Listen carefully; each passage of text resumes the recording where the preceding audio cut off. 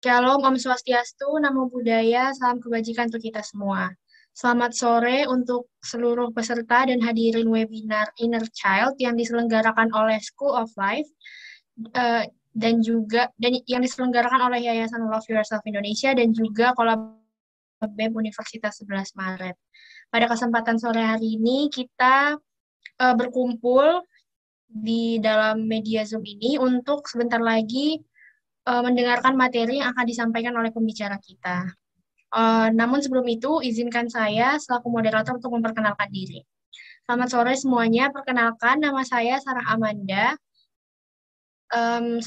Pada kesempatan kali ini saya akan memandu jalannya acara mulai dari awal sesi diskusi hingga nantinya ada sesi tanya jawab dan juga sampai penutupan. Baiklah, setelah itu kita akan lanjutkan saja ke sesi penyampaian materi. Sebelum itu saya izin untuk memanggil pemateri, apakah sudah bergabung bersama kita di dalam room Zoom kepada Bapak Robi? Sudah, Mbak Sarah, saya sudah bergabung di room. Oke, mungkin kepada teman-teman operator bisa untuk meng-highlight atau men-spotlight Pak Robi terlebih dahulu ya, teman-teman.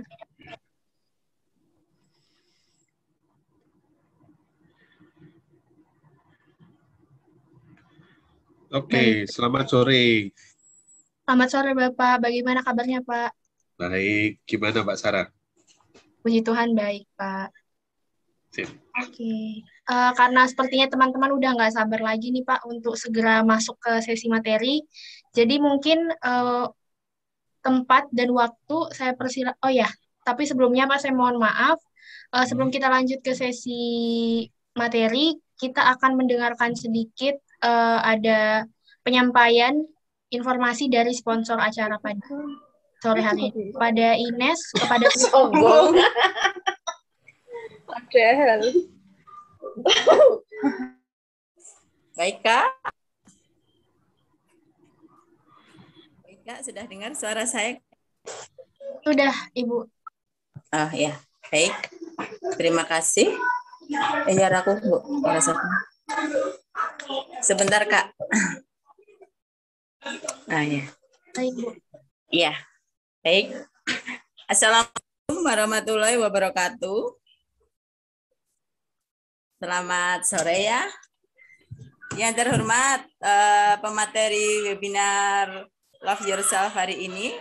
Yang terhormat juga para panitia serta para peserta webinar Love Yourself hari ini. Bahagia sekali ya Ines diberikan kesempatan berkali-kali nih menjadi bagian kegiatan hari ini sebagai sponsor. Perkenalkan saya Irma sebagai perwakilan dari Ines Kosmetik. Ines adalah brand asli Indonesia ya, yang merupakan produk lokal nih, yang berdiri tahun 1998 di Malang, Jawa Timur.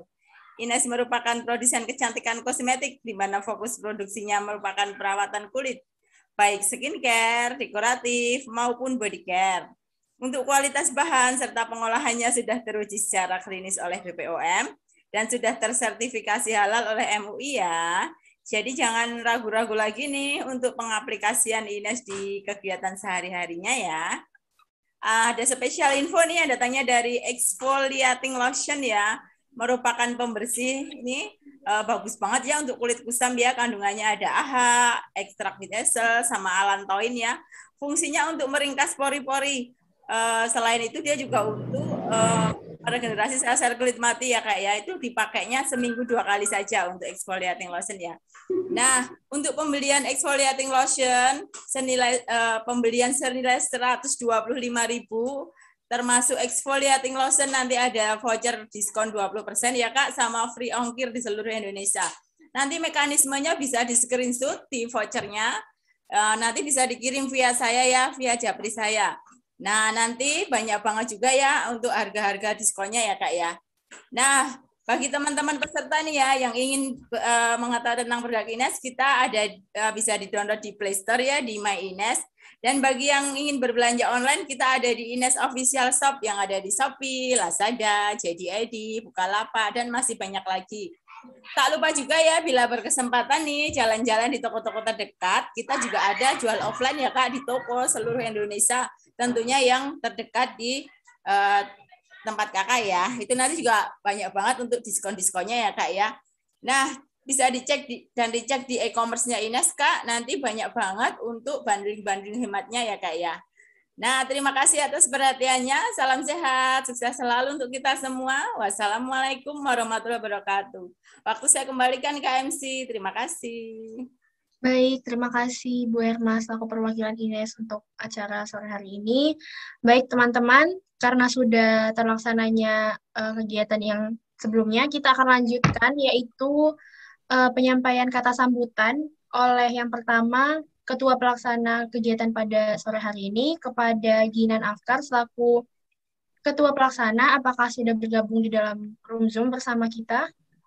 Sudah. Oke.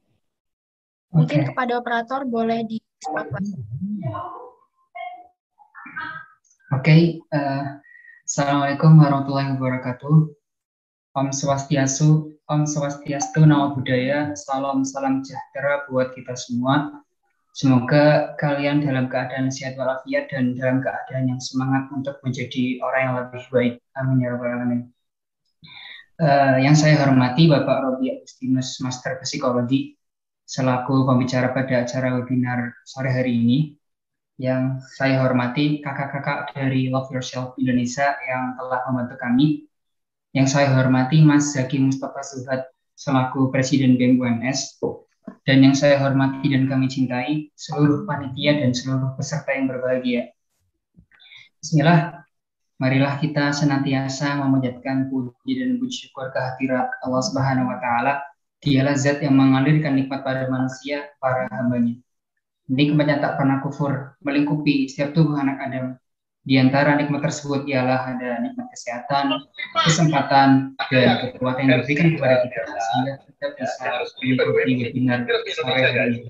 Dan ada yang Upinet di Indonesia atau dan semoga kita selalu diridhoi olehnya. Alhamdulillah, perkenalkan saya Muhammad Ginan Afkar selaku penanggung jawab webinar Agorapopo dari tim Rata UNS. Teman-teman sekalian, pada hari ini kita melaksanakan acara webinar yang saya sendiri adalah salah satu istilah psikologi yang akhir-akhir ini sering dibicarakan ya teman-teman. Bahkan banyak orang yang sering mengatakan bahwa tindakan-tindakan perilaku seseorang itu terbentuk karena inner child ini yang ada di dalam diri kita. Ya, inner child bisa digambarkan sebagai bagian dari kita yang tidak ikut tumbuh dewasa dan tetap menjadi anak-anak. Maksudnya bagian ini terus menetap di dalam diri kita dan bersembunyi di dalam diri kita. Bagian ini menggenggam erat setiap ingatan dan emosi yang pernah kita alami saat masih kecil, baik yang indah maupun yang buruk. Namun apa sih dari arti dari inner child yang sesungguhnya? Mengapa inner child yang terluka dapat memengaruhi seseorang? Terus bagaimana cara mengatasinya? Nah, harapannya buat teman-teman sekalian setelah mengikuti webinar pada sore hari ini bisa mengetahui salah satu komponen pembentukan karakteristik dari dalam diri teman-teman, terus bisa menerima dan memperbaiki kebiasaan apa yang ada di dalam diri teman-teman, serta bisa terkoneksi dengan inner child yang ada di dalam diri teman-teman. Saya Ginan Afkar mengucapkan terima kasih yang sebesar-besarnya pada seluruh pihak yang telah berkontribusi dalam mensukseskan acara pada sore hari ini, serta kepada sponsor Ines yang telah membantu memberikan sponsor untuk kelangsungan acara, dan para hadirin terima kasih yang telah hadir di acara Zoom pada sore hari ini. Demikian, mohon maaf jika ada kesalahan pengucapan serta kekurangan atau kesalahan dalam penyelenggaraan acara ini. Mohon maaf. Hidup hanya sekali, maka hiduplah dengan berarti. Terima kasih. Wassalamualaikum warahmatullahi wabarakatuh. Waalaikumsalam. Baik, terima kasih banyak Ginan Afkar selaku Ketua Pelaksana atas kata sambutan yang telah disampaikan. Selanjutnya, kita memasuki acara selanjutnya yaitu kata sambutan yang akan disampaikan oleh Mas Zaki Mustafa selaku Presiden BEM Universitas 11 Maret. Kepada Mas Zaki, waktu dan tempat dipersilakan, Mas. Kepada operator mungkin bisa sambil di spotlight. Terima kasih. Baik, bismillahirrahmanirrahim. Assalamualaikum warahmatullahi wabarakatuh. Hamdan wa syukranillah, salatan wa salaman ala rasulillah, amma ba'd. Baik kawan-kawan semua, selamat sore, salam sejahtera untuk kita semua. Ya patut kita syukur ya, betapa Tuhan Yang Maha Esa memberikan kita kesempatan untuk kemudian masih bisa bernafas, masih diberikan nikmat sehat, sehingga kita bisa terus belajar pada kesempatan kali ini dalam kegiatan School of Life ya. Bagaimana judul hari ini adalah Inner Child. Bagaimana tentu ada hal yang perlu kita maknai ya teman-teman, untuk kemudian di forum kali ini tadi sudah disampaikan juga oleh Ketua Panitia bagaimana gambaran inner child itu sendiri ya. Yang ingin saya sampaikan kepada kawan-kawan semua adalah pertama, harapannya kita bisa memaknai lagi ya bagaimana kita melihat manusia ya. Jadi untuk memanusiakan manusia, untuk membebaskan manusia dari hal yang salah, tentu kita harus memahami dulu ilmu tentang manusia. Ilmu tentang manusia ini ya harapannya menjadikan kita sadar bagaimana memperlakukan manusia, bagaimana menghadapi manusia, pun terkait bagaimana perilaku-perilakunya. Kita pelajari, kita pahami lagi, sehingga ada kesadaran dalam bersikap, dalam berpikir terhadap suatu persoalan. Nah, teman-teman harapannya bisa antusias pada proses kali ini, bisa menghadirkan ruhnya untuk kemudian fokus, dan ya mungkin kalau ada hal-hal yang penting bisa dicatat, sehingga kita bisa mengikat ilmu yang kita dapat gitu. Kemudian share kembali kalau bisa apa yang teman-teman dapat di kesempatan kali ini, karena untuk membangun peradaban ya tentu kita harus menghadirkan island of integrity, island of awareness itu sendiri gitu kepada yang lain gitu. Ya mungkin teman-teman pasca ini apa yang teman-teman dapat bisa di story, kemudian atau bahkan bikin postingan, tulisan yang bisa kita sebar kepada yang lainnya, agar kesadaran-kesadaran yang kita dapat di forum kali ini, perubahan cara berpikir, perubahan cara bersikap yang kita pelajari di forum kali ini bisa kita juga bagikan kepada orang lain. Semangat buat panitia, dan nanti akan dipandu ya untuk bagaimana kita menghadirkan pakar ya. Pakar ada Bang Robi yang tentunya bisa mendorong kita untuk lebih paham lagi apa yang menjadi tema di materi sore hari ini. Ya mungkin itu saja. Semangat, tetap fokus, tetap memaknai apa yang kita perbuat agar kita nggak sia-sia gitu dalam sesuatu hal. Terima kasih kawan-kawan, semangat buat kita semua. Wassalamualaikum warahmatullahi wabarakatuh. Sehat selalu, salam sejahtera. Waalaikumsalam. Baik, terima kasih banyak Mas Zaki atas kata sambutan yang juga telah disampaikan pada kesempatan sore hari ini. Baik teman-teman, sekarang kita akan segera memasuki ke sesi materi. Jadi saya percaya bahwa kita semua berkumpul di tempat ini, teman-teman juga memilih untuk hadir ya di acara pada sore hari ini, meluangkan waktunya untuk kita bisa sama-sama belajar mengenai apa sih itu inner child, kenapa kita harus tahu, kenapa kita harus paham mengenai inner child, dan apa yang harus kita lakukan terhadap inner child ini sendiri. Jadi saya percaya bahwa kita semua hadir di tempat ini dengan tujuan yang sama, kita sama-sama ingin belajar dan ingin sama-sama memahami mengenai inner child ini. Jadi tanpa membuang waktu lebih lama lagi, saya percaya teman-teman juga udah nggak sabar. Jadi kita akan langsung saja masuk ke sesi materi. Namun sebelum itu saya perlu ingatkan bahwa sesi materi akan berlangsung. Setelah itu nanti kita akan lanjutkan ke sesi diskusi. Baiklah, kepada Pak Robi. Oke, terima kasih. Ini pengantarnya ini luar biasa semua ya, dari Mas Ginan dan Ketua BEM-nya ini pun juga maut nih. Pengantarnya itu pun juga sangat membantu saya untuk bisa ngiring sampai ke materi saya. Setidaknya saya dibantu untuk masuk ke materi saya gitu ya. Oke. Sebelumnya saya ingin share screen saya ya terkait dengan PowerPoint-nya ya. Oke, kita belajar hari ini, bukan belajar ya, saya ingin sharing mengenai apa yang saya pahami, apa yang saya pelajari selama ini mengenai apa inner child sendiri. Inner child sendiri ini adalah salah satu bagian dari apa materi pendalaman saya sendiri terkait dengan dunia pikiran dan emosi. Oke, sebelum saya masuk ke materi lebih lanjut, saya perkenalkan diri saya dulu ya. Nama saya Robi Agustinus Lesmono, saya magister psikologi, psikolog, certified hipnoterapis klinis register dari ADW Gunawan Institute, certified trainer juga.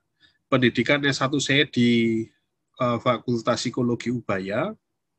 Magister saya juga di S2-nya di Magister Profesi Psikologi Ubaya juga. Sertifikasi saya dari ADW Gunawan Institute ya. Terus certified trainer pun juga sama, ADW Gunawan Institute of Mind of Technology. Dan tahun 2008 sampai 2020 saya ada di praktek di Rumah Sakit Adi Husada, Surabaya. Dan praktek mandiri dari 2008 hingga sekarang, dan juga di Klinik Trimulya dari 2008 hingga sekarang. Jadi relatif saya praktek resminya itu tahun 2008, dan hingga sekarang saya masih berpraktek. Dan pendalaman saya memang saya sangat mendalami sekali mengenai dunia pikiran dan emosi, which is ini adalah dunia hipnoterapi sebetulnya. Oke, kita kembali mengenai inner child. Nah, kalau kita lihat dari poin yang ini, inner child, not all wounds are visible. Jadi sebetulnya tidak semua luka itu kan nampak ya. Barangkali dari kita semua pun juga punya luka-lukanya sendiri, punya sakitnya sendiri. Sampai dibilang tadi oleh Mas Ginan ya, aku rapopo. Topiknya ini enak nih, aku rapopo. Sebetulnya ngomong aku rapopo itu sebetulnya apa-apa, benar nggak sih? Benar nggak Mas Ginan? Aku rapopo ini sebetulnya kalau dicuekin, oh ya wes rapopo ya rapopo, ya wes. Justru malah nelongsel kan gitu. Justru ketika dibilang aku rapopo, kepinginnya digandeng, pinginnya dipeluk kan gitu, pinginnya dimengerti, dipahami loh. Kamu ini kenapa? Kok sampai bilang aku rapopo kayak gitu. Jadi sebetulnya mengapa sih orang itu kok jadi bermasalah? Kalau dilihat dari gambar sini itu sebetulnya kan fisiknya, secara fisik ini kita ini pribadi yang sudah bisa dibilang menuju dewasa. Tapi dari diri kita sendiri, dalam berperilaku, sometimes kita pun juga terpenjara oleh perilaku kita sendiri yang waktu masih kecil. Salah satunya adalah untuk melihat suatu inner child yang trouble itu adalah salah satu contohnya adalah fobia. Nah, fobia itu kan ketakutan yang irasional. Contohnya nih, takut sama rambutan, misalkan kayak gitu. Atau takut sama, saya punya teman, dia tuh takut sama benik, kancing ya. Takut sama benik. Tapi benik yang nempel yang jatuh di tanah, bukan benik yang nempel di bajunya. Bukan benik yang nempel di baju, tapi yang nempel di tanah. Begitu dia lihat benik yang nempel di tanah, dia bisa teriak-teriak, dia bisa ketakutan. Padahal nih kalau kita lihat orangnya nih, orangnya itu kurang lebih tingginya 172-an, badannya agak besar, laki, brewok, tatoan. Bayangin. Ini mau orangnya ini orang sangar, tapi begitu lihat benik, dia langsung seperti kayak anak kecil yang lagi ketakutan, yang mengalami ketakutan yang hebat. Padahal itu cuma benik, yang sebetulnya tidak membahayakan dirinya dia. Kayak gitu. Jadi sebetulnya dari mana sih asal masalah itu sendiri? Yaitu individu itu mengalami suatu masalah karena pikiran, perasaan, ucapan, dan atau tindakannya didikte oleh atau dikendalikan oleh program pikirannya sendiri yang secara spesifik yang dimasukkan ke pikiran bawah sadarnya dia, subconsciousnya dia.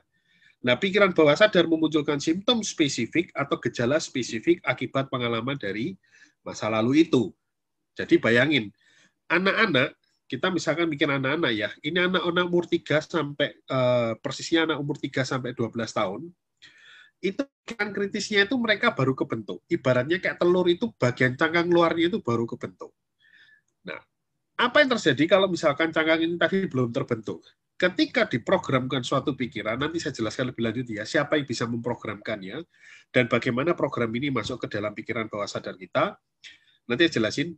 Tapi ketika ini masuk, itu akan langsung jadi program, jadi suatu program yang akan mempengaruhi setiap perilaku dan tindakan kita. Nah, Apa yang terjadi bila seorang anak mengalami suatu trauma tertentu? Kayak gitu. Ini akan ketika traumanya ini tidak beres dan ini akan dibawa terus, ya. Ketika suatu kejadian itu menghasilkan suatu emosi tertentu, misalkan anak itu dibentak, dikagetin atau ditakuti sedemikian rupa sehingga memunculkan suatu ketakutan tertentu, dan kejadian ini memiliki makna bagi individu itu, bagi anak itu, kondisi kimiawi otak juga sangat mendukung, kan gitu kan? Individu juga si anak ini pun juga merasa terperangkap atau tidak bisa menghindar dari kejadian itu, kayak gitu. Individu merasa tidak berdaya atau anak itu merasa tidak berdaya, dan terjadilah yang namanya trauma. Nah, untuk memudahkan sedikit untuk memudahkan apa yang telah saya jelaskan, sedikit apa yang saya jelaskan, kita lihat video ini sebentar. Kita perhatikan video ini ya.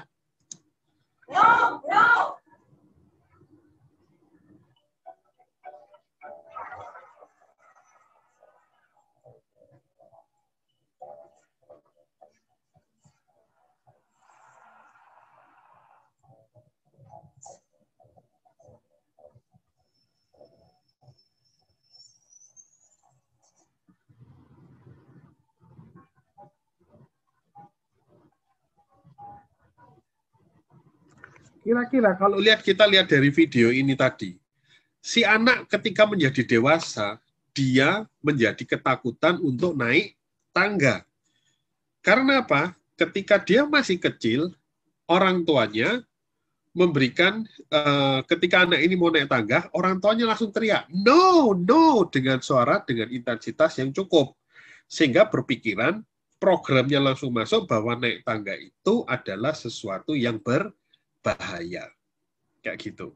Jadi mungkin di antara kita sendiri pun secara kita tidak sadari pun juga kita mengalami hal yang serupa dalam bentuk yang lain. Kayak gitu. Misalkan, ini mungkin biasanya terjadi sama cewek ya. Kalau misalkan lagi stres, siapa yang suka lagi stres terus makan? Ayo. Yang lagi stres terus cari makan. Siapa ayo cari cemilan. Stres ya makan. Terus habis itu siapa yang merasa bahwa kalau habis kena air hujan, terus kena flu, merasa kena flu, badannya sakit semua. Siapa? Ada yang mungkin ya. Karena diprogram tuh dari pikiran, enggak boleh hujan-hujan, nanti kalau kamu hujan-hujan, kamu sakit. Hujan-hujan, kamu sakit. Jadi kita kena hujan, kamu sakit. Nah, coba. Sehingga ketika kena hujan, ini sudah diprogramkan bahwa kalau kena hujan, saya sakit. Coba kalau misalkan kondisinya kayak gini. Saya kasih contoh Mbak Sarah deh. Mbak Sarah ini pulang dari kampus, pulang dari UAS, terus merasa tidak bisa, ternyata hasilnya juga memang dari 10 nomor baru cuma bisa jawab 1 nomor, sudah jelas ini dapat E. Terus pulang-pulang kena hujan, terus baru jalan pulang, hujan-hujan, dapat SMS atau dapat WA dari pacar, minta putus. Kira-kira sampai rumah gimana itu kondisinya? Hancur ya Mbak Sarah ya? Kemungkinan bisa sakit enggak? Pasti sakit. Tapi lain cerita kalau misalkan kondisinya dibalik. Pulang UAS, merasa bisa ngerjakan semua, yakin dapat A, terus habis itu pulang juga sama, hujanan juga, tapi dapat telepon ditembak sama gebetan. Hati riang, hati gembira, sehingga membuat kita menjadi bakal sakit enggak? Enggak bakal sakit, itu badannya tambah panas, itu tambah seger itu jadinya. Oke, kondisi emosional ini yang menentukan kondisi fisik kita juga, kondisi diri kita juga. Dari pelajaran seperti ini, dari sedikit video yang kita lihat ini tadi, coba kalau misalkan kita refleksikan kepada dalam diri kita, ini mungkin salah satu bagian ya, salah satu bagian dari inner child kita. Coba kita pikirkan lagi. Kenapa sih Mas Ginan Afkar tadi itu kalau ngomong kok enak banget ya? Kok luwes banget gitu loh kalau ngomong. Saya tuh kalau disuruh ngomong seperti kayak Mas Ginan Afkar itu kan masih gelagapan, enggak bisa. Kayak gitu. Ada mungkin dari teman itu sebetulnya kalau ngomong pun ya bisa lancar-lancar aja, cuman karena merasa takut, merasa khawatir menjadi tidak bisa kayak gitu. Karena pun juga tidak tahu caranya, atau tidak pernah latihan, atau tidak berani ikut latihan. Atau ketika dalam grup kelompok deh, sekarang kan zamannya diskusi dalam webinar ya, atau dalam WA group misalkan gitu. Sudah ketik, terus habis itu didelete, sudah usah, daripada nanti cari masalah, daripada nanti orang-orang mikir gini, daripada nanti aku dicibir, ngapain gini aja kok tanya, kayak misalkan gitu. Padahal sebelumnya kita tanya, kayak gitu. Jadi tidak bisa berani asertif. Dan banyak banget permasalahan yang muncul yang diakibatkan oleh permasalahan inner child ini yang tidak disengaja. Nah, sebetulnya apa sih yang menjadi permasalahan yang disebabkan oleh inner child yang bermasalah ini? Banyak banget. Ini yang bisa saya tuliskan ya. Tapi sebetulnya bisa lebih banyak dari ini. Kayak gitu. Kebiasaan buruk, ada tik. Tik tahu ya? Tik itu yang orang biasanya kalau misalkan suka gini. Lehernya diginikan, atau kalau enggak kayak gini-gini. Yang pipinya gerak-gerak sendiri. Atau kalau ngomong itu matanya itu langsung kedip-kedip gini. Kayak gitu. Atau weight management, stress managementnya itu tidak beres. Gampang ngamuk, pain management, atau menutup diri, dan banyak lagi. Di tempat praktek saya, hampir semua ini juga sering terjadi. Nah, biasanya kalau misalkan di anak-anak perkuliahan, ini yang banyak terjadi adalah mereka yang merasa prestasinya turun, tidak bisa ngejar, tidak bisa mengikuti pelajaran dengan baik, tidak bisa mengikuti perkuliahan dengan baik, banyak tugas tidak terselesaikan, alasan ini itu, skripsinya pun tertunda, kayak gitu, merasa dosennya ini killer. Lah kalau merasa dosennya killer, kenapa kok dipilih jadi dosen pembimbing kan gitu. Ya. Jadi atau konsep dirinya tidak baik kayak gitu. Kadang saya juga berpikir bahwa semua dosen itu menurut saya baik dengan caranya mereka. Kita aja yang tidak ngerti caranya mendekati dosen itu. Banyak dosen yang dibilang killer, buat saya itu kok ya, dosen ini kok ya tidak ada killer-killer dari mana ya? Pelit nilai atau apa ya? Ternyata masing-masing anak ketika ditanyain, teman-teman ketika saya tanya lebih lanjut, dibilang killer itu karena tidak mau isinya cuman ngerevisi terus habis itu ada lagi yang pelit nilainya, ada lagi yang tidak suka bantu. Ternyata definisinya macam-macam kayak gitu. Jadi dan definisinya itu sendiri pun juga kembali lagi dari program pikiran kita sendiri ya, kayak gitu. Ini salah satu permasalahan yang muncul karena inner child. Nah, permasalahan karena inner child, nah kita kembali lagi karena kita ngomong masalah inner child, yang namanya anak-anak tidak akan jauh atau tidak lepas dari model pengasuhan dari orang tua. Nah, coba dari tipe orang tua ini, kita refleksikan kembali. Kita ingin ingat, orang tua kita ini modelnya kayak gimana ya? Apakah orang tua kita ini overprotective ya? Bapak saya ini atau papa saya ini tipenya overprotective atau bagaimana ya? Atau ibu saya ini overprotective atau bagaimana ya? Atau over permissive, over demanding, rejection dari clean atau ideal. Maksudnya gini, jadi kita refleksikan kembali bahwa orang tua kita atau misalkan kakek nenek kita yang mengasuh kita, apakah mereka itu tipe orang yang overprotective? Dalam arti selalu tidak boleh gini, tidak boleh gitu. Nanti kalau misalnya intinya dibuat seaman mungkin, kayak gitu. Apa-apa banyak dibantu. Sehingga biasanya anak yang terlalu banyak overprotective ini, dia tidak tahu yang namanya risiko. Dia tidak belajar dengan bagaimana bagaimana manajemen risikonya itu harus bagaimana terkait dengan masalah yang dihadapi, atau berperilaku harus bagaimana supaya risikonya itu lebih minimal. Kenapa? Karena dia hidupnya selalu banyak bantuan, kayak gitu. Ketika dia tidak mendapat bantuan, apa yang terjadi? Ya dia akan gampang stres, gampang down, kayak gitu. Ya karena apa? Kembali lagi, aku biasanya gampang sering dibantuin. Sekarang kok tidak ada yang bantuin. Ini kayak gitu. Ataukah orang tua kita itu tipe orang yang over permissive, terlalu permisif, mau apa ya suka-suka aja sudah, kayak seakan-akan nggak diurus gitu, kayak diumbar banget gitu ya. Jadi kita dibiarin untuk melakukan segala sesuatu sesemau saya. Nah, biasanya anak seperti ini tidak paham atau tidak cocok dengan banyak aturan kayak gitu. Semau gue. Atau over demanding. Tipe orang tua yang over demanding. Nggak pernah muji anak tapi nuntut terus kayak gitu. Dapat nilai 9 kurang 100 itu sudah kewajiban. Nilai wajib itu adalah 100, nilai 8 atau 9 itu adalah kurang. Tapi orang tua tidak tahu bagaimana caranya supaya memberikan support ke anak bisa mendapatkan nilai maksimalnya dia. Jadi bisa cuma nuntut aja kayak gitu. Atau orang tua kita tipe yang reject ke kita kayak gitu, atau kita merasa tertolak dari orang tua kita kayak gitu. Ataukah tipe orang tua kita itu yang tipe yang dry cleaning? Ya wes pokoknya wis dilesno, dititipin mbah atau apa, tinggal kebutuhannya berapa dibayar gitu.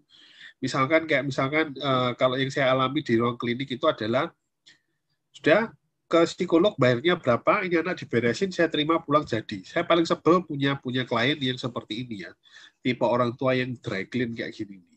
Intinya seakan-akan dia bisa bayar atau bisa bayar semuanya terkait dengan apa yang proses pengasuhannya dia kayak gitu. Jadi tinggal bayar, anak enggak bisa apa, tinggal bayar, ajarin, pulang bisa, tahu beres kayak gitu loh. Jadi ini tipe orang yang dry clean, dan ini pun juga akan menimbulkan suatu permasalahan tersendiri nantinya. Atau tipe orang tua yang ideal. Orang tua ideal ini bagaimana? Orang tua yang tahu kapan harus protek ke anak, kapan harus permisif ke anak, dan kapan harus demand ke anak. Anak pun juga harus dituntut, tidak boleh tidak. Oke, jadi kapan tahu harus protek ke anak, kapan permisifnya ke anak, kapan demand-nya ke anak.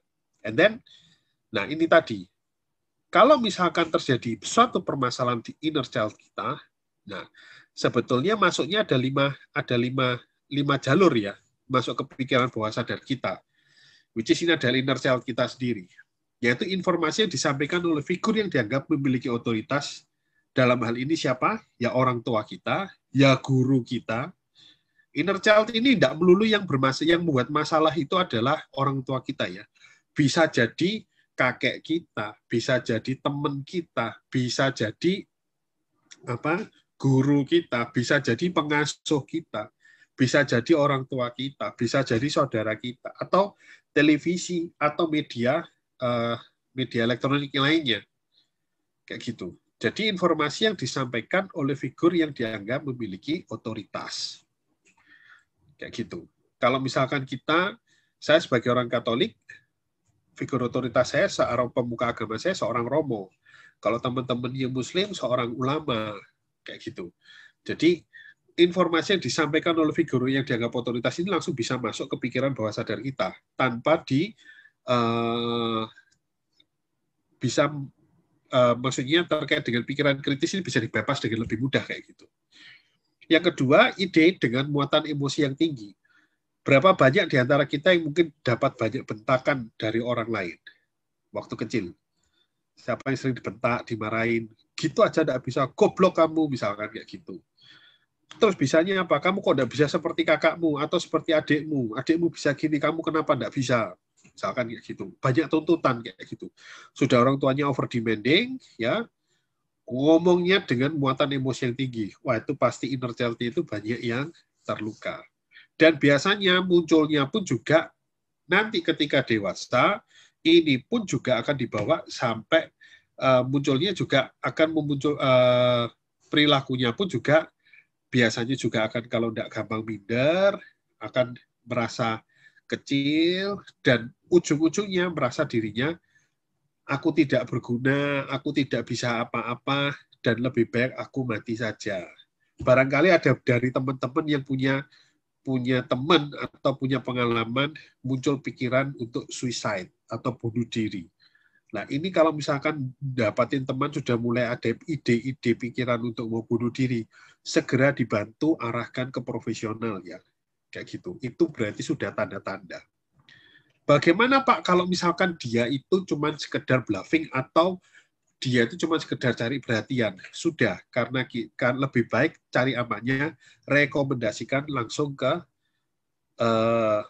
profesional, sehingga biarkan profesional yang menentukan bahwa ini dia cuma sekedar cari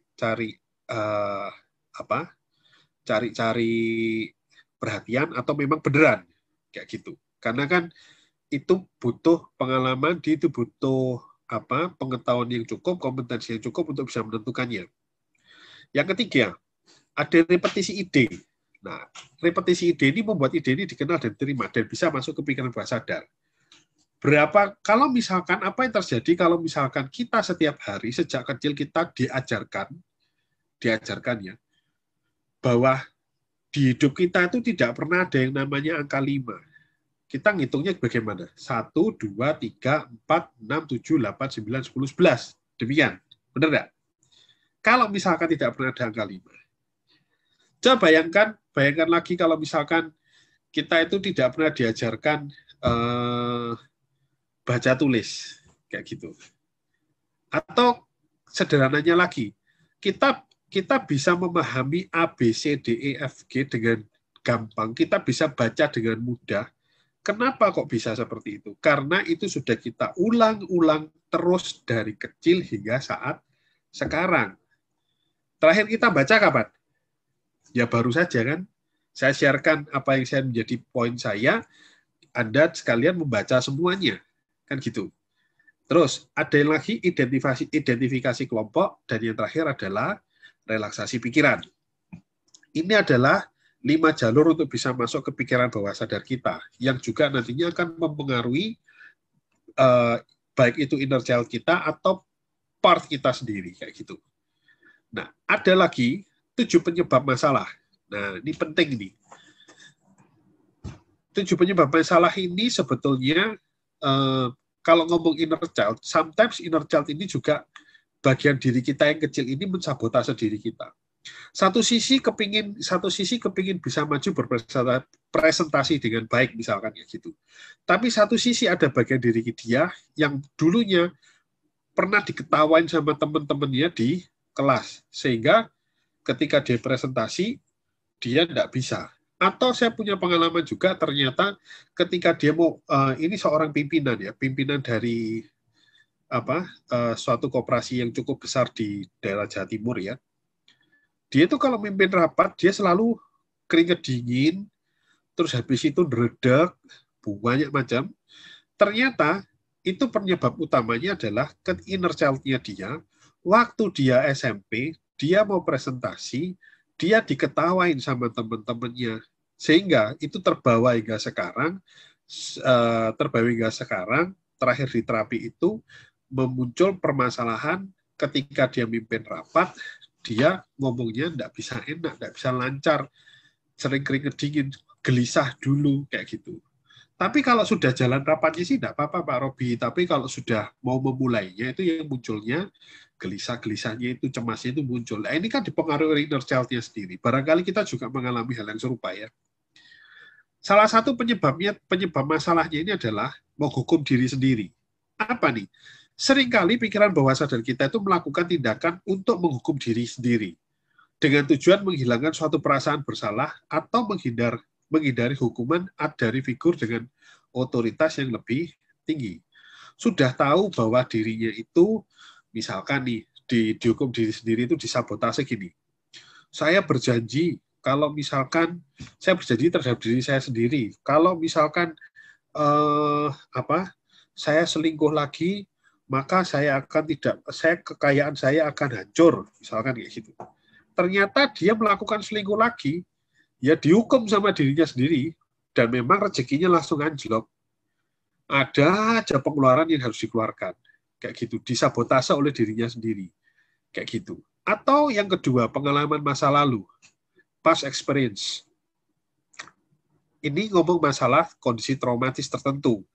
Pengalaman masa lalu yang menyakitkan sesuai dengan persepsi pikiran bawah sadarnya bahwa ini akan memberikan pengaruh yang sangat kuat dan bertahan lama. Ya, ini contohnya pada tadi seperti kasus fobia. Sebetulnya pengalaman masa lalu ini adalah kita ngomong masalah inner child tadi ya. Kayak gitu, karena memang permasalahan yang sering muncul itu dimulai awal mulanya antara usia 3 tahun sampai 12 tahun. Banyaknya masalah muncul itu di area-area situ, di area usia itu. Jadi ketika suatu proses terapeutik dilakukan, ketemunya masalah terkait dengan inner child-nya, ya di area-area 3 sampai 12 tahun. Sering kalinya muncul di area situ. Karena memang di usia situ memang sangat rentan. Kayak gitu, di mana dia di usia segitu, anak juga masih belum terlalu lancar mengekspresikan diri, orang tua kadang juga salah atau gagal memahami apa yang dimaksud oleh anaknya. Karena kadang-kala orang tua juga tipe orang yang pinginnya didengerin, kayak gitu, tidak mau mendengarkan. Atau yang keempat, yang ketiga, konflik internal. Nah, konflik internal ini muncul karena minimal ada dua bagian dari diri kita yang saling bertentangan, kayak gitu. Satu sisi aku ingin bicara lancar, tapi satu sisi aku takut. Nah, ini sederhananya, kalau misalkan saya pakai contoh cewek deh, lebih gampang. Enaknya pakai baju warna coklat atau warna yang putih ya hari ini ya. Coba. Sarah, minta tolong dong open mic-nya Sarah. Iya, Pak. Hari ini kamu menentukan pakai bajumu warna coklat itu, ada pilihan lain enggak sebetulnya hari ini? Tadi sebelum memutuskan warna coklat. Kebetulan untuk hari ini nggak ada, Pak. Karena kebetulan langsung ambil warna coklat, langsung pakai. Oke, tapi sebenarnya kalau misalkan mau kencan, mau jalan sama pacar gitu, atau mungkin mau jalan sama teman gitu, mungkin mikir enggak, aku lebih baik pakai yang mana ya? Mau pakai yang coklat atau pakai yang mana ya? Atau aku nanti dandannya gimana ya? Kayak gitu. Kalau sebelum ini sering, Pak, mungkin kepikiran mau rambutnya dicatok atau enggak ya gitu. Nah, kalau dicatok nanti gini, kalau enggak dicatok gini, kan gitu ya? Iya, benar, Pak. Nah, itu adalah salah satu contoh konflik internal. Oke, bagian diri. Thank you, Sarah. Dan mungkin banyak lagi dari kita yang mempunyai konflik internal yang lain, kayak gitu.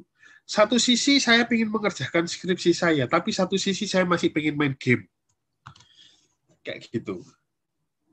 Atau yang keempat, masalah yang belum terselesaikan. Ini masalah yang belum terselesaikan ini tidak unresolved present issue biasanya. Kasus misalkan mengalami kasus perceraian orang tua, kayak gitu.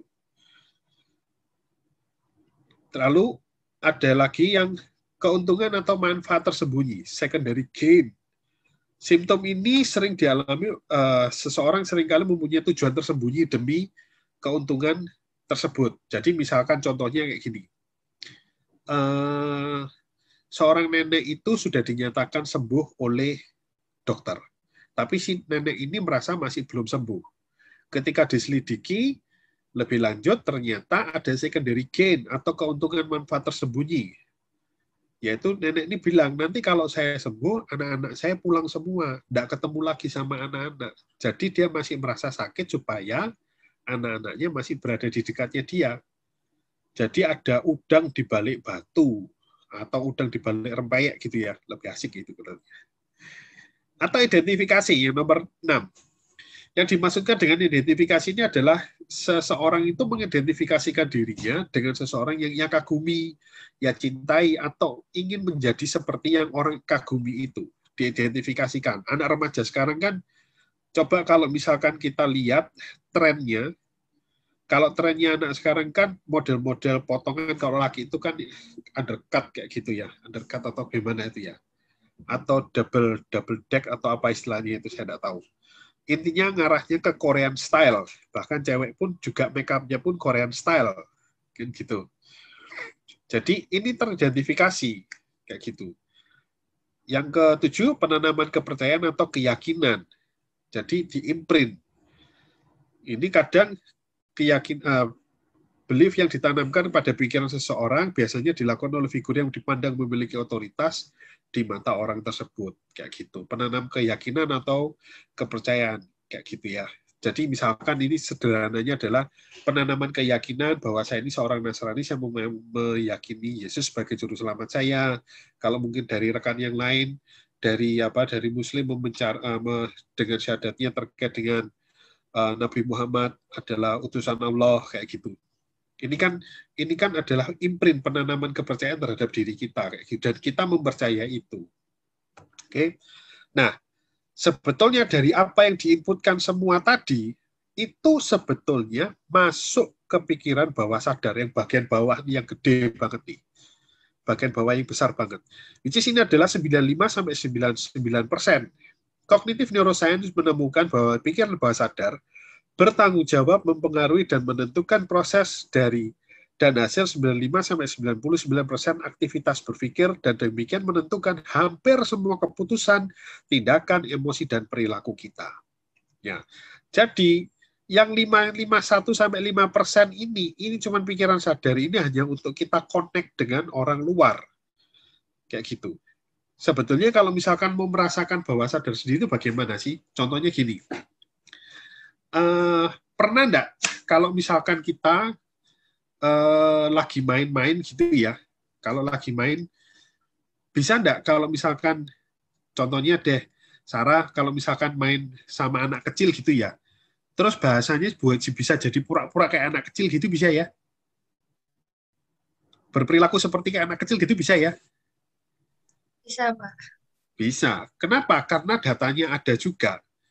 Karena yang saya hadapi, Sarah secara sadar tahu bahwa yang dihadapi anak-anak, maka data terkait dengan anak-anak ini yang harus muncul. Cara ngomongnya juga seperti itu. Kayak gitu. Jadi, dari program yang diberikan oleh kakek, nenek, paman, ibu, bapak, papa, mama, terus televisi, atau guru, ataupun teman kita, atau pengasuh kita, semuanya itu masuk ke pikiran bawah sadar kita semua. Yang mana dari data ini menentukan hampir semua keputusan, tindakan, emosi, dan perilaku kita. Kayak gitu. Dan yang kita ketahui bahwa inner child itu biasanya terluka di usia 3-12 tahun. Di bawah itu biasanya memang awal pernikahan orang tuanya pun juga sudah tidak beres. Biasanya seperti itu. Ada juga permasalahan inner child ini tidak perlu di usia segitu. Sejak baby pun dia sudah trouble. Kenapa? Karena dia sudah tidak diinginkan sejak dalam kandungan. Dan ini biasanya terjadi pada kasus pernikahan di luar, hamil di luar pernikahan. Kayak gitu. So, teman-teman, yuk kita sama-sama hati-hati ya dalam memperlakukan diri kita. Jangan sampai karena aku nyamannya sama si X, ya mungkin karena bapak kita tidak pernah memberikan sentuhan atau bapak kita tidak pernah memberikan pujian ke kita. Ternyata ada Mr. X ini atau X ini yang bisa memberikan apa yang kita butuhkan. Dia memberikan pelukan, dia bisa memberikan pujian seperti yang tidak pernah saya dapatkan, tapi saya mendapatkan itu dari dia sehingga terbawalah suasana dan lewatlah sudah. Kayak gitu. Jadi hati-hati ya. Inner child ini juga kalau kita mengetahui model inner child ini sebetulnya ya kalau mau ditelaah lebih lanjut ya ini loh sebetulnya perasaan seorang kayak gitu ya. Nah, efek bola saljunya itu bagaimana sih? Nah, nih. Ini kan seringkali kan kondisinya gini. Permasalahan awal itu terjadi di inner child-nya. Kita X ini ngomong inner child-nya ya. Semakin permasalahannya di masa salah satu syarat terjadinya trauma tadi kan harus ada kejadian yang menghasilkan suatu emosi, kejadian ini memiliki makna bagi individu, dan individu itu tersebut merasa tidak berdaya, atau individu itu merasa terperangkap dan tidak bisa menghindar dari kejadian itu. Jadi ini bertahan seperti ini. Lalu berjalannya waktu, ada kejadian tambahan yang lain yang membuat ini menjadi lebih parah. Semakin meyakini bahwa memang seperti inilah dunia, ketambahan lagi dengan kejadian yang lain lagi, ya memang seperti inilah dunia, seperti itu ya. Nah, ini kasus contohnya lagi seperti ini. Sejak kecil si anak itu melihat pertengkaran orang tuanya, pukul-pukulan, tiap hari pukul-pukulan, bapaknya itu setiap hari mabuk-mabukan, berperilaku kasar. Si anak perempuan ini melihat kok ya delalah, dia punya teman laki kok ya kasar. Ini kan memperparah juga. Terus dilihat lagi dia punya pacar ternyata punya pacar kok ya kebetulan suka ringan tangan. Bukan suka bantu tapi suka mukul juga. Semakin memperkuat program lamanya enggak? program lama semakin diperkuat sehingga dia punya persepsi bahwa pernikahan itu tidak menyenangkan, pernikahan itu tidak asik. Jadi lebih baik saya tidak menikah karena menikah itu berbahaya buat saya. Jadi tujuannya kan melindungi ya. Kenapa kok bisa seperti ini? Ya karena dia punya pengalaman yang tidak enak kayak gitu. Nah, permasalahannya kan gini. Kita kan ngomong masalah emosinya ya. Kita pikir gini, sejarah itu kan tidak bisa diulang, betul ya? Sejarah tidak bisa diulang, tapi sejarah itu bisa dimaknai ulang, benar enggak? Jadi kalau misalkan salah satu contohnya gini, barangkali di antara kita pernah ada yang putus cinta. Jadi merasa waktu putus cinta itu kan nangis-nangis, dunia seperti hancur lah, macam-macam.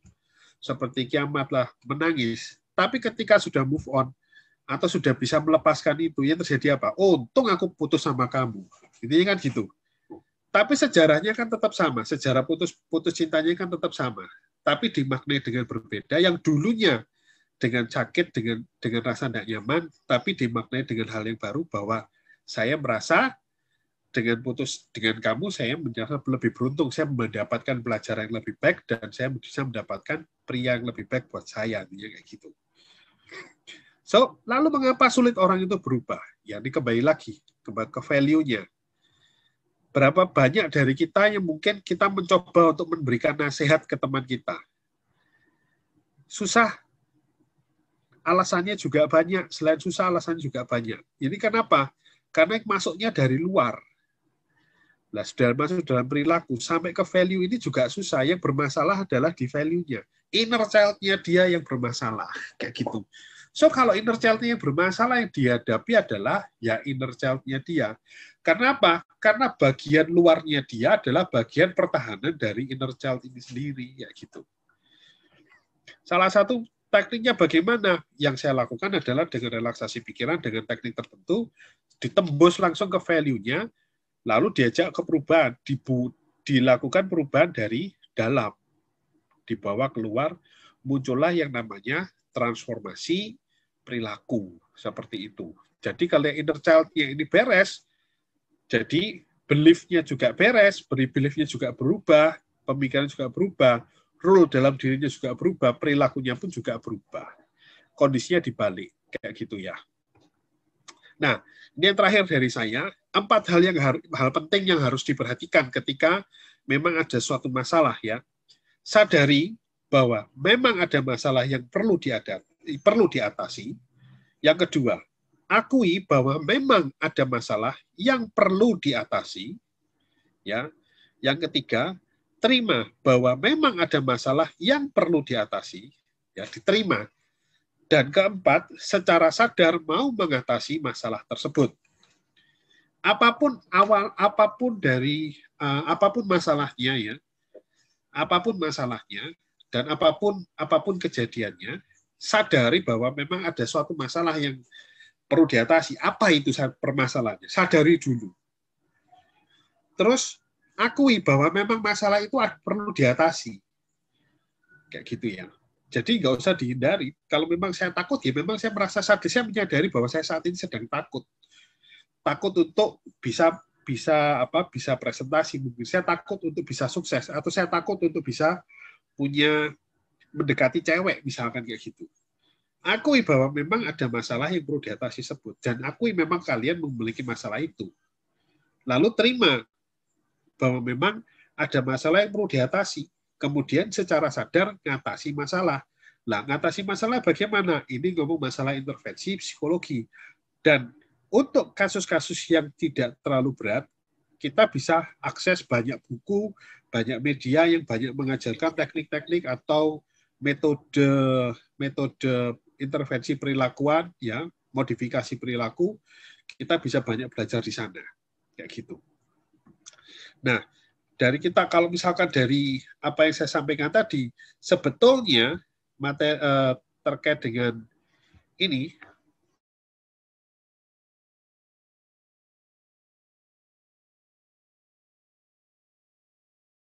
adalah gejala Ibaratnya gini, ini adalah asapnya dari satu masalah ya. Pain manajemennya kita perasaan sedih, kesedihannya ini beresin, penyesalannya ini diberesin satu persatu, ini pun juga takes time gitu ya. Mungkin nanti kalau sudah enak, nanti mungkin juga akan muncul ke perilaku yang mungkin muncul permasalahan yang lain, sulit bergaul. Jadi mikirnya gini, asap nggak mungkin ada asap kalau tidak ada api. Logikanya sebenarnya kayak gitu aja. Jadi kalau kita menghilangkan asapnya, tapi kalau apinya tetap nyala, asapnya pun juga akan tetap diproduksi terus. Ya kan? So, kalau kita mau menghentikan asapnya bagaimana? Ya kita harus matikan apinya. Tentunya dengan teknik tertentu kita perlu cari tahu apinya di mana. Ketika kita sudah dapat apinya, dan kita bisa dengan lebih mudah untuk menghilangkan asap-asapnya tadi. Kurang lebih yang bisa saya share mengenai inner child adalah demikian. Kayak gitu. Saya kembalikan ke Sarah. Terima kasih. Selamat sore. Baik, makasih banyak Pak Robi untuk materi luar biasa yang udah disampaikan untuk kita semua sore hari ini. Jadi teman-teman, kayaknya sebelum kita lanjut ke sesi tanya jawab dan diskusi yang aku percaya teman-teman semua udah nggak sabar ya mau menanyakan pertanyaan nih buat Pak Robi. Nah, aku mau highlight sedikit materi yang tadi udah disampaikan sama Pak Robi supaya mungkin teman-teman ada yang terlewat atau ada yang terlupa, supaya mungkin bisa dicatat ulang ya teman-teman. Jadi mengenai inner child ini atau mengenai pikiran bawah sadar kita itu bagaimana diri kita sekarang itu dipengaruhi oleh inner child kita dulu. Nah, dan bagaimana inner child itu juga salah satunya dipengaruhi oleh adanya peran orang tua yang cukup besar, bukan cukup besar, yang memang sangat besar yang ada dalam hidup kita. Jadi ada beberapa hal dalam pikiran bawah sadar itu yang bisa menyebabkan masalah, seperti adanya kita menghukum diri sendiri, adanya pengalaman masa lalu yang tidak menyenangkan, terus ada konflik internal, ada masalah mungkin yang belum selesai di masa lalu yang masih menghantui sampai sekarang, lalu adanya keuntungan atau manfaat tersembunyi, adanya identifikasi dan penanaman kepercayaan. Nah, selanjutnya itu ada juga beberapa hal yang harus kita perhatikan dalam menghadapi hal ini, yaitu bahwa kita harus menyadari, mengakui, dan menerima secara sadar bahwa ada masalah di dalam diri kita yang perlu kita atasi. Jadi kita nggak boleh bersembunyi gitu. Kita sebenarnya punya masalah, tapi kita bilang nggak apa-apa, aku baik-baik aja. Padahal sebenarnya itu Aku masalah. rapopo. Ya, benar banget, Pak. Jadi kita nggak boleh selalu bilang aku rapopo gitu ya, teman-teman. Kalau memang ada masalah, kita itu boleh banget untuk mengatasi masalah itu gitu. Karena nggak semua masalah itu bisa teratasi dengan hanya didiamkan gitu. Jadi teman-teman mungkin itu adalah hal yang kita semua, bukan hanya teman-teman aja, aku juga, kita semua perlu sadari bahwa memang ada masalah yang harus diatasi, kita harus mengakui, dan kita harus menerima dan secara sadar mengatasi masalah tersebut. Mungkin itu yang bisa aku highlight dari materi yang disampaikan Pak Robi. Dan pastinya aku yakin teman-teman juga udah nyatet apa aja sih yang teman-teman rasa teman-teman perlu untuk ingat selalu ini.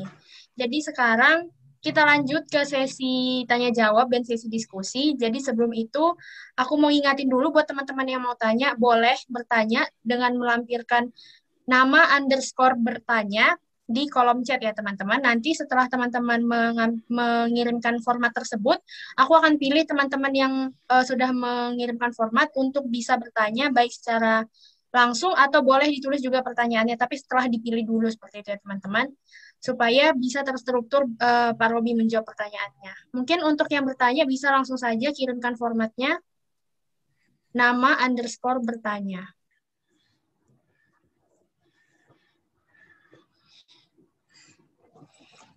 Baik, teman-teman boleh langsung saja, tapi sembari menunggu yang lain menyampaikan pertanyaannya, udah ada nih Pak pertanyaan satu masuk dari Mbak Renata Isnaini yang bertanya bahwa apakah sindrom Peter Pan diakibatkan oleh inner child? Seperti itu Pak. Apa ini yang dimaksud sindrom Peter Pan bagaimana nih? Nah, untuk Mbak Renata boleh on mic mungkin sambil dijelaskan kepada Pak Robi.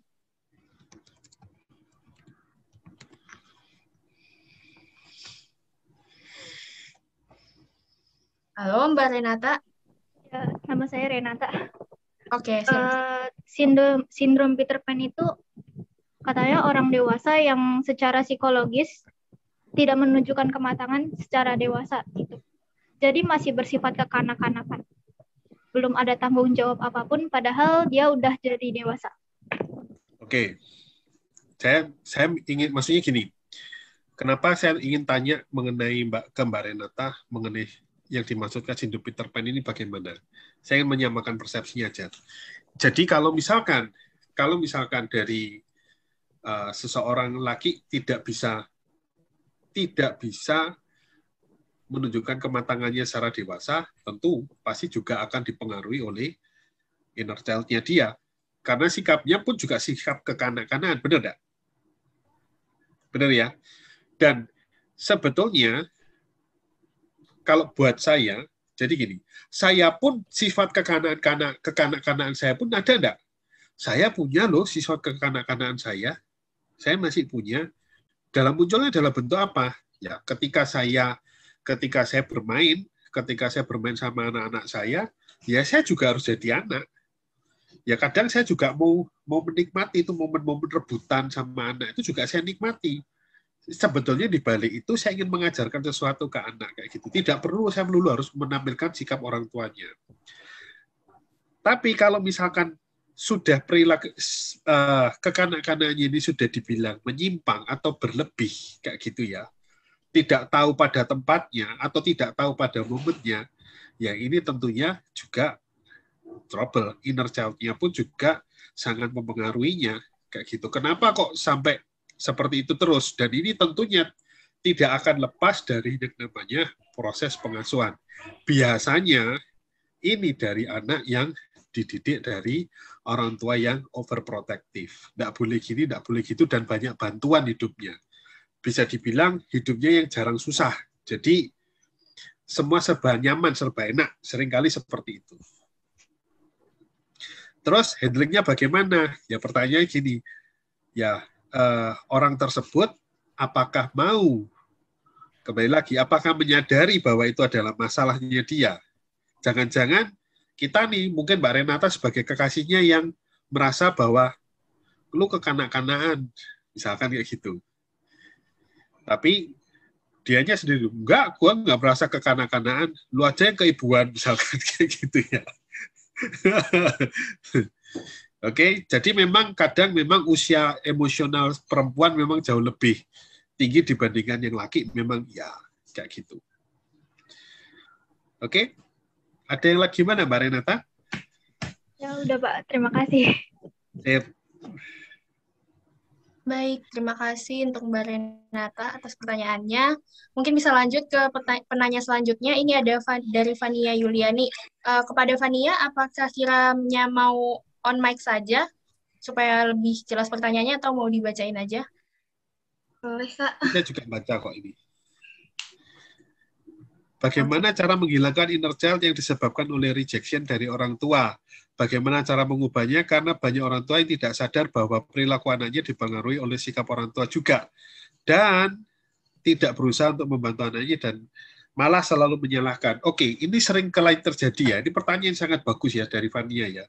Prinsipnya gini Vania, dirimu saat ini kan sudah bisa dibilang menjadi pribadi yang lebih dewasa.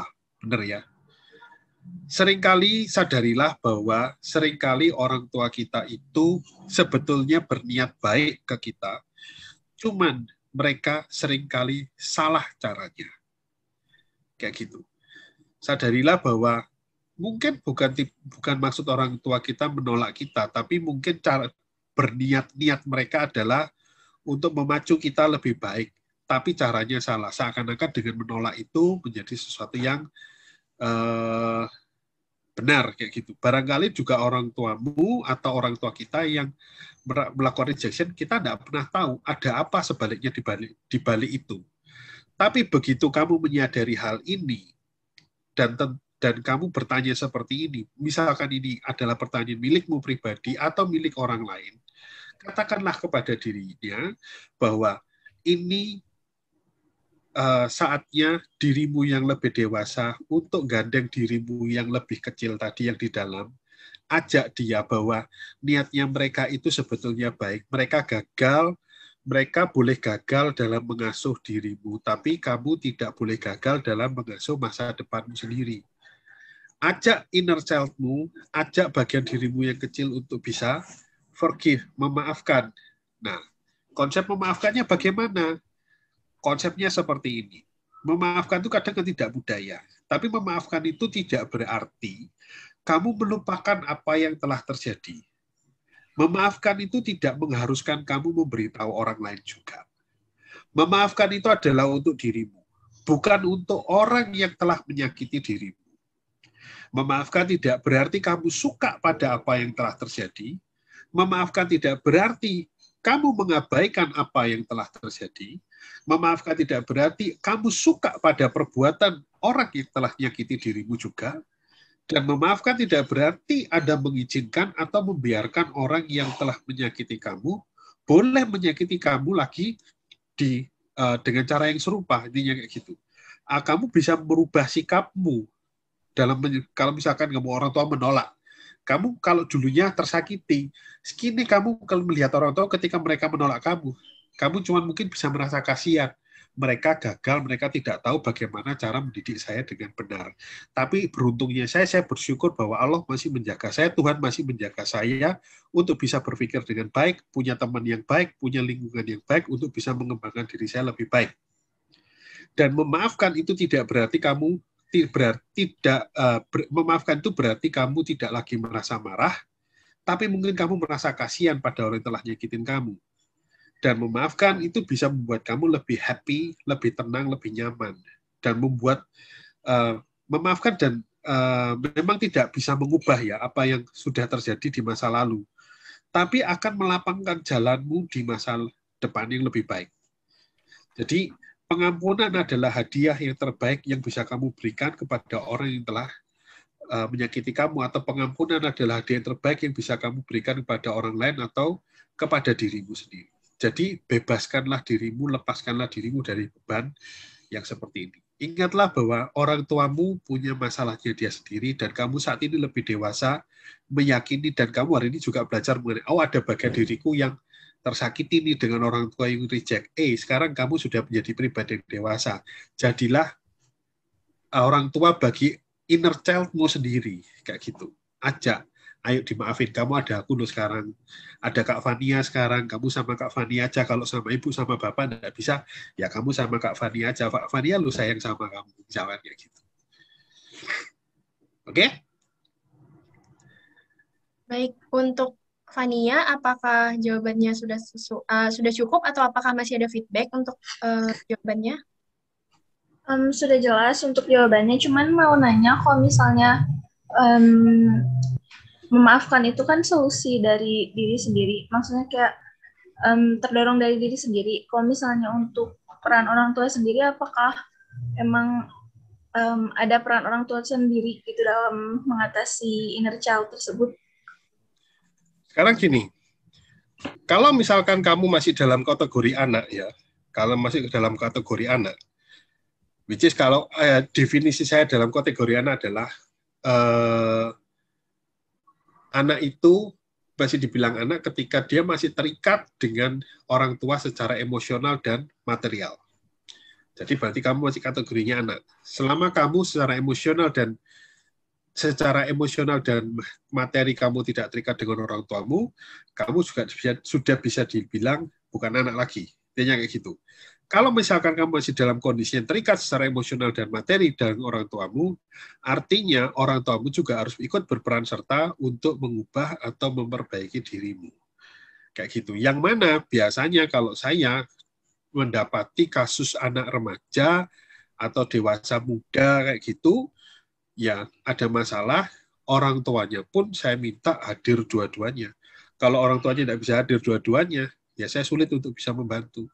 Karena memang perilaku anaknya ini juga harus disupport dari orang tuanya. Kayak gitu. Jangan sampai semakin teriritasi. Jadi benar Fania, kalau misalkan orang tua butuh support dari orang tua, enggak jelas butuh dong. Intinya kayak gitu. Kalau orang tuanya enggak mau, bagaimana Pak? Nah ini tergantung lagi, kembali lagi. Fanianya atau individu tersebut dia mau memutuskan bagaimana, kayak gitu. Karena prinsipnya adalah segala sesuatu di luar kita ini adalah netral. Itu menjadi tidak netral karena kita memberikan suatu pemaknaan tertentu, ya kayak gitu. Karena kita memberikan makna, maka itu menjadi suatu hal berbeda buat kita, kayak gitu. Baik. Gimana, Fania? Ya. Sudah terjawab. Terima kasih banyak, Pak. Yep. Baik, terima kasih Fania untuk pertanyaannya. Berlanjut ke pertanyaan selanjutnya, Pak. Dari Ayu Gunaning Tias. Bagaimana cara mengatasi inner child yang berkaitan dengan sosok ayah sehingga sulit percaya kepada lawan jenis dan hubungan pernikahan? Seperti itu, Pak. Tuh kan, ini kan kembali lagi ya, seperti yang saya jelasin tadi ya. Iya, benar. Berarti ini kan ada pengalaman masa lalu, ya kan? Jadi punya pengalaman masa lalu yang tidak nyaman, pengalaman masa lalu yang tidak enak, dan ini memunculkan irrational belief. Sadarilah bahwa itu irasional. So, saran saya untuk Ayu, carilah model yang lain. Maksudnya, carilah role model keluarga yang lain. Bahwa tidak semua keluarga seperti yang kamu lihat. Intinya kayak gitu. Jadi supaya kamu lebih tahu ya, lebih ngerti bahwa peran ayah atau peran keluarga itu tidak seperti milikmu sendiri kayak gitu loh. Kamu bisa cari teman yang lain, kamu bisa lihat sosok yang lain, bahwa keluarga itu bisa yang seperti ini loh. Kamu harus cari role model yang lain kayak gitu. Dan ingat ya, selama kalian terikat dengan emosionalnya, selama kalian terikat dengan emosinya yang berkaitan dengan inner child itu, kurang lebih nanti yang akan mendekat ke kalian itu juga tipe-tipe yang seperti itu. Circle-nya akan mendekat seperti itu. Kayak gitu. Jadi, saran saya untuk Ayu, kalau misalkan kamu nanti cari pacar, harus hati-hati. Bukan berarti jangan menutup dirimu untuk membuka hati pada orang lain ya. Kamu boleh tetap harus bisa membuka hati ke orang lain, cuman saran saya kamu jangan buru-buru, hati-hati dalam menentukan pasangan. Lihat, kalau orang Jawa, bibit, bebet, bobot. Intinya kayak gitu. Lihat background-nya dia bagaimana dia relasinya dengan orang tuanya. Simpelnya gitu aja. Kalau cari pasangan lo ya, lihat relasinya dia dengan orang tuanya bagaimana. Kalau relasinya dia dengan orang tuanya sangat baik, resiko orang ini bermasalah pun juga lebih sedikit. Intinya kayak gitu. Oke, bibit, bebet, bobot itu penting. Kayak gitu. Oke? Baik, untuk Ayu, apakah ada feedback?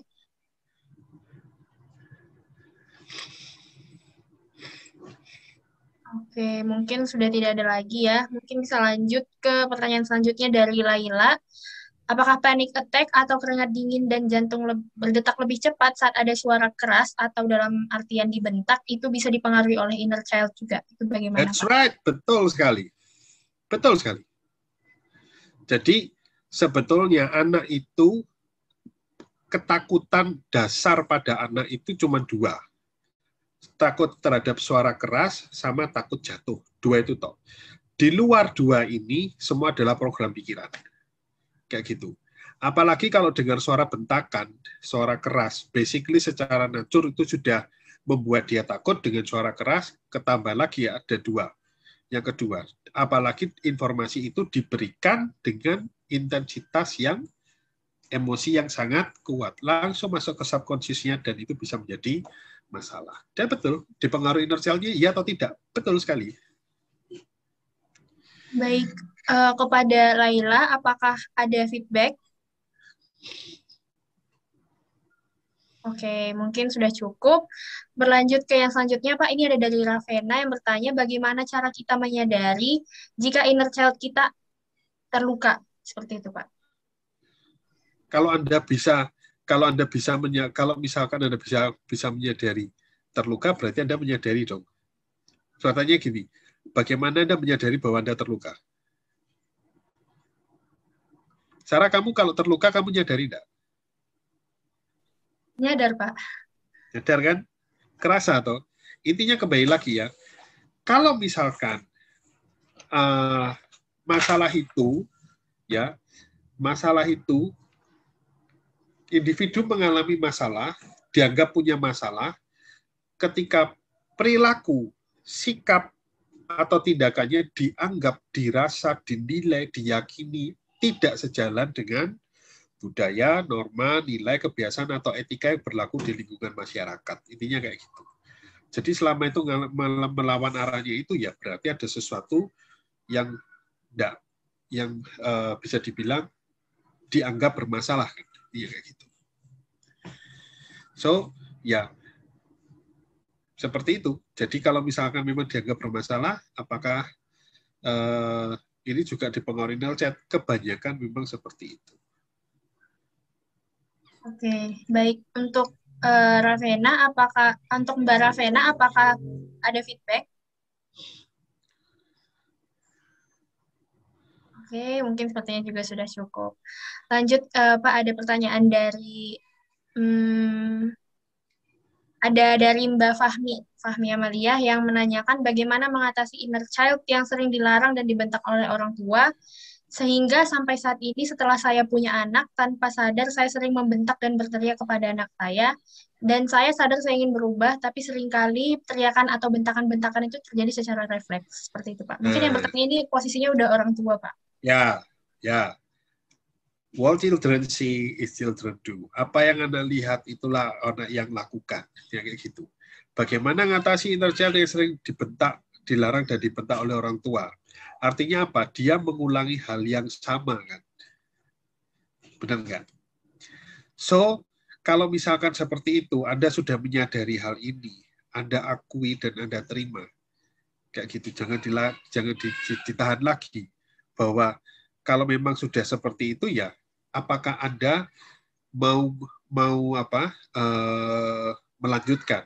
Kayak gitu ya. Kalau ini dianggap refleks, ingat, sadari bahwa sebelum Anda berdekatan dengan anak Anda atau melihat perilaku anak Anda, ingat, bilang, ini Fahmi ibu, bukan Fahmi anak. Oke?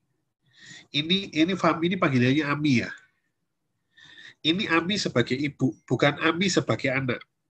Anakmu yang ingin, ya anaknya Fahmi ini ingin bertemu Fahmi sebagai ibu, bukan Fahmi sebagai anak.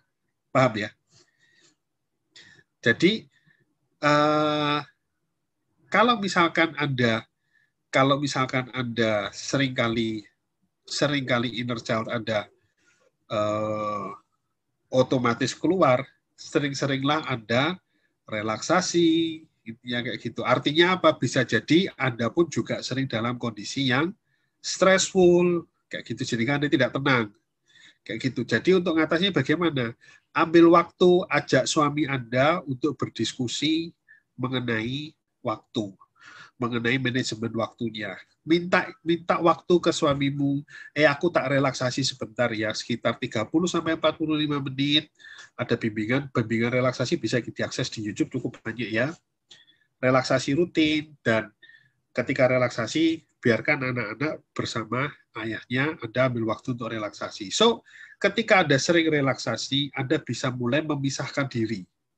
Mana ini Fahmi sebagai anak, mana ini Fahmi inner child-nya. Dan ketika dalam kondisi relaksasi itu pun juga kita bisa ngomong nih, seakan-akan kayak bayangin saya ketemu diri saya waktu kecil dulu. Bayangin gitu loh, Sarah. Kayak misalkan gini, Sarah, kamu tak minta bayangin waktu kamu masih kecil dulu, bisa enggak, Sarah? Bisa, Pak. Ingat masa kecilmu dulu waktu kamu di TK atau waktu kamu ulang tahun gitu, bisa enggak? Bisa, Pak. Bisa. Kalau misalkan kamu tak minta bayangin ya toh, di situ si Sarah lagi ulang tahun, terus kamu jadi dia itu kepingin ada badut, tapi tidak ada badut yang ada di sana. Terus kamu Sarah yang dewasa ini pura-pura jadi badut yang datang tiba-tiba. Kamu melihat perubahan Sarah yang kecil yang di dalam situ menjadi lebih bahagia. Ini dalam kondisi relaksasi kita bisa mainkan seperti itu, kayak gitu. And saya beritahu ya bahwa dalam kondisi pikiran bawah sadar itu kondisinya itu mirip kayak mimpi. Ya, kondisi pikiran bawah sadar itu menjadikan mimpi. Dia tidak ada orientasi waktu atau tempat. Apa yang tidak ada bisa jadi ada, apa yang tidak ada bisa jadi ada. Intinya kayak gitu. Translogik istilahnya kayak gitu. Di pikiran bawah sadar. Oke, dan ini memang Fami, rekomendasiku, dirimu banyak-banyak relaksasi, ya relaksasi. Yang kedua, banyaklah belajar mengenai proses parenting terhadap anak. Kayak gitu. Baik, Oke. terima kasih. Untuk Mbak Fahmi atau Mbak Ami, apakah ada feedback atau sudah cukup? Oke. Ya, Dok, makasih banyak buat pencerahannya. Baik, terima kasih Mbak Ami. Mungkin saya mau tanya satu pertanyaan lagi nih Pak, untuk pertanyaan terakhir. Tapi ini kayaknya saya pilih sendiri karena ini saya rasa adalah pertanyaan yang ingin didengarkan oleh semua anak-anak di sini ya Pak. Itu adalah Boleh. bagaimana idealnya sikap orang tua terhadap anak. Orang tua harus seperti apa agar tidak berdampak negatif pada masa depan anak. Seperti itu Pak. Oke. Saya sedikit share lagi ya. Saya share screen lagi ya. Sedikit. Nih. Sorry. Nah, idealnya orang tua bagaimana sih? Ya, idealnya orang tua itu mereka harus tahu kapan harus protek ke anaknya. Tidak semua anak itu bisa langsung diumbar. Kalau misalkan dia melakukan, kita tahu bahwa anak ini menghadapi suatu bahaya yang tidak bahaya yang cukup besar, ya kita harus langsung overprotect. Kita harus langsung take over. Kayak gitu, harus overprotective. Bukan overprotective, kita harus protect dia. Kapan dia harus permisif, dia harus tahu. Kapan dia harus melepaskan untuk dia belajar. Dia harus tahu dia salah, dia harus biar tahu dia merasakan prosesnya, dan dia harus tahu kapan harus demand. Artinya, dia tahu kapan seberapa besar harus nuntut si anak, kayak gitu. Jadi, caranya bagaimana? Nah, inilah butuhnya orang tua belajar yang namanya perkembangan anak. Jadi, anak itu ada tahapan perkembangan dan anak itu memiliki yang namanya tuntutan perkembangan sesuai dengan usianya. Nah, lalu bagaimana supaya anak itu, supaya orang tua itu bisa memberikan tuntutan? Kalau misalkan ingin seperti itu, orang tua harus belajar, cari tahu usia, misalkan anaknya usia 3 tahun. Usia 3 tahun secara motorik dia harus bisa apa? Bahasanya harus sampai mana, terus perkembangan sosial emosionalnya harus bagaimana. Dia harus tahu dan harus dituntut sesuai dengan tuntutan usianya dia. Jadi tidak ngawur tuntutnya. Anak 3 tahun dituntut harus bisa melakukan sesuatu yang tidak masuk akal. Contohnya misalkan gini, anak 3 tahun yang mana dia masih belajar konsep banyak sedikit, besar kecil, terus diajari, dia sudah harus bisa ngitung pembagian. Ini kan sesuatu yang agak tidak pas ya, kayak gitu. Bagaimana dia bisa tahu pembagian kalau dia perkalian masih belum bisa? Bagaimana dia bisa tahu perkalian kalau misalkan pengurangan dan penjumlahan dia belum ngerti? Bagaimana dia bisa ngerti penjumlahan pengurangan kalau konsep banyak sedikit dia masih belum paham? Artinya kan nuntut anak ya sesuai dengan tahapannya. Jadi orang tua harus tahu kapan harus protek ke anak, kapan harus permisif ke anak, kapan harus demanding ke anak. Oke? Jadi ini yang orang tua harus perlu tahu. Dan lagi, ada 5 bahasa kasih ya. Ada 5 bahasa kasih yang harus selalu diberikan ke anak. Basically, anak itu yang dibutuhkan anak paling dasar itu adalah rasa aman. Jadi bukan kasih sayang yang paling dibutuhkan ya. Yang dibutuhkan adalah rasa aman. Rasa aman ini berbanding lurus dengan tangki cintanya atau baterai kasihnya dia. Baterai kasih, namanya baterai kasih, ini harus di-charge setiap hari. Harus di-charge setiap hari, kayak gitu. Jadi kayak handphone kita sendiri. Handphone harus di-charge setiap hari. Supaya apa? Baterainya terisi terus. Kalau misalkan baterainya kosong, apa yang terjadi? Ya habis. Intinya kayak gitu. Lalu, bagaimana caranya? 5 bahasa kasih. Kita harus punya waktu yang berkualitas pada anak, kualitas dan fokus. Kita juga perlu memberikan kalimat pujian, afirmasi positif ke anak. Kita berikan sentuhan ke anak, kita berikan pelayanan ke anak, dan kita juga berikan hadiah ke anak. Kayak gitu. Jadi 5 bahasa kasih ini harus diberikan setiap hari untuk bisa nge-charge baterai kasihnya dia, sehingga dia punya rasa aman yang cukup untuk bisa mengekspresikan pikiran dan perasaannya dia. Demikian, Sarah. Baik, Pak. Ini tadi yang bertanya mengatakan tidak berkenan untuk on mic, tapi sepertinya sudah cukup menjawab pertanyaannya.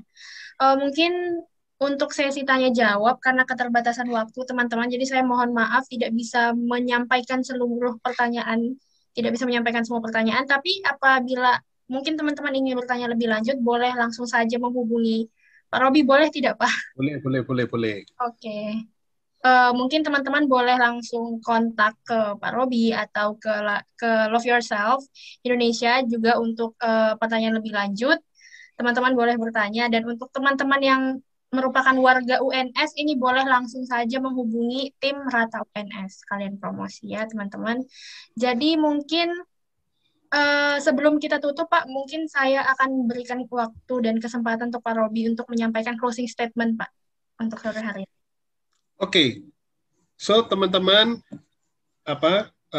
dimanapun kalian berada ya, ingat bahwa setiap emosi itu butuh ekspresi.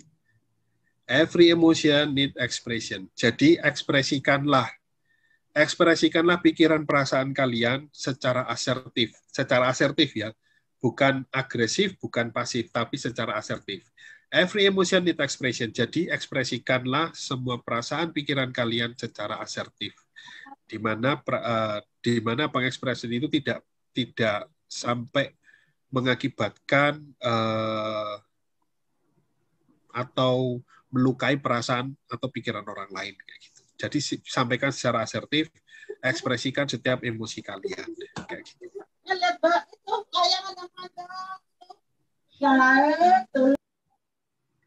Baik, mohon maaf atas gangguannya, Pak. Oke, jadi itu teman-teman adalah closing statement dari Pak Robi untuk sore hari ini, untuk sesi sore hari ini. Namun sepertinya sebelum kita akhiri, mungkin kita bisa dokumentasi dulu ya, Pak ya, sebelumnya. Boleh. Oke, mungkin teman-teman boleh on cam nih, biar kita bisa dokumentasi. Dan kepada operator boleh tolong untuk bantu foto ya, sekalian on mic juga operatornya untuk bantu hitung.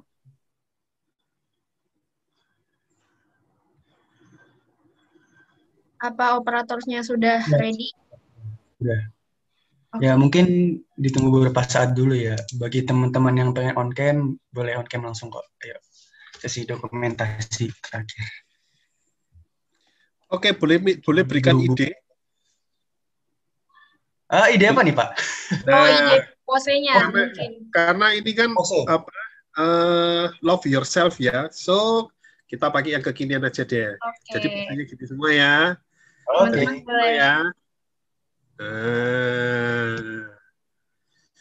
Jadi menunjukkan I love myself, I love you, and I love myself. Kayak gitu. Oke, kepada operator silahkan. Oke. Yuk semuanya ambil pose dulu. Saya tag ya yang di slide pertama. 1, 2, 3. 1, 2, 3. Oke, next slide sekarang. Yang slide kedua nih. Oke, slide kedua. Ke pose 1, 2, 3. 1, 2, 3. Nah, slide ketiga. Oke, 1, 2, 3. 1, 2, 3. Slide terakhir, slide keempat. 1, 2, 3. 1, 2, 3. Nah. Oke, terima kasih. Terima kasih, Oji. Thank you. Baik, terima kasih banyak Pak Robi untuk kesempatan dan materi luar biasa. Aku yakin teman-teman semua di sini, terutama yang mungkin posisinya sebagai orang tua dan anak, dapat banyak pencerahan sore hari ini, Pak. Itu sudah terbukti ada testimoninya gitu. Oke. Terima kasih banyak Pak Robi dan juga Love Yourself Indonesia untuk kesempatan yang sudah diberikan pada sore hari ini. Semoga ilmunya bermanfaat untuk kita semua, untuk seluruh lapisan baik anak-anak maupun orang tua, untuk di kehidupan kita sehari-harinya ya teman-teman semua. Jadi saya ucapkan, saya mewakili seluruh panitia, mungkin juga perwakilan dari BEM UNS, Pak, memohon maaf apabila ada kesalahan, dan juga terima kasih banyak sekali lagi untuk kesempatan. Terima kasih banyak. Oke, Pak, terima kasih. Mungkin